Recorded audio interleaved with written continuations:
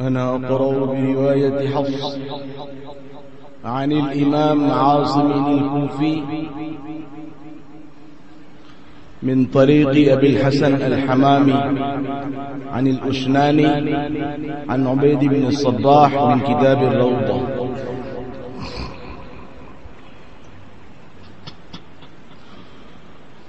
أعوذ بالله من الشيطان الرجيم. بسم الله الرحمن الرحيم.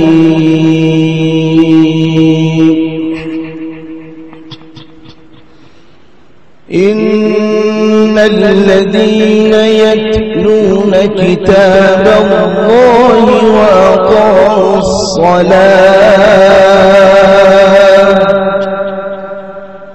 وأنفقوا مما رزقناهم سرا وعلانية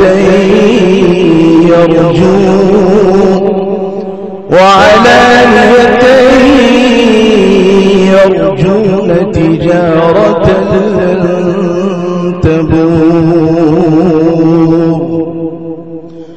ليوفيهم أجورهم ويزيدهم من فضله إنه غفور شكور. والذي أوحينا إليك من الكتاب هو الحق مصدقا لما بين يديه إن الله بعباده لخبير بصير. ثم أورثنا الكتاب الذين اصطفينا من عبادنا فمنهم ظالم لنفسه ومنهم مقتصد ومنهم سابق بالخيرات بإذن الله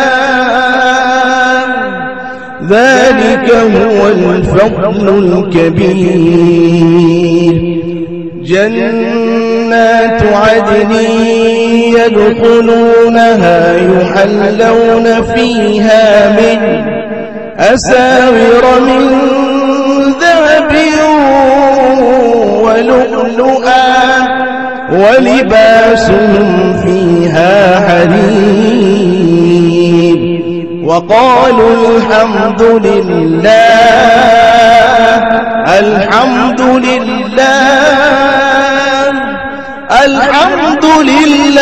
الذي أذهب عنا الحزن إن ربنا لغفور شكور. الذي أحلنا دار المقامة من فضله لا يمسنا فيها نصب ولا يمسنا فيها لغوب. بسم الله الرحمن الرحيم. ألهاكم التكاثر حتى زرتم المقابر كلا سوف تعلمون ثم كلا سوف تعلمون كلا لو تعلمون علم اليقين لترون الجحيم ثم لترونها عين اليقين ثم لتسألن يومئذ عن النعيم. بسم الله الرحمن الرحيم. إنا أعطيناك الكوثر فصل لربك وانحر إن شانئك هو الأبتر. بسم الله الرحمن الرحيم. قل هو الله أحد الله الصمد لم يلد ولم يولد ولم يكن له كفوا أحد.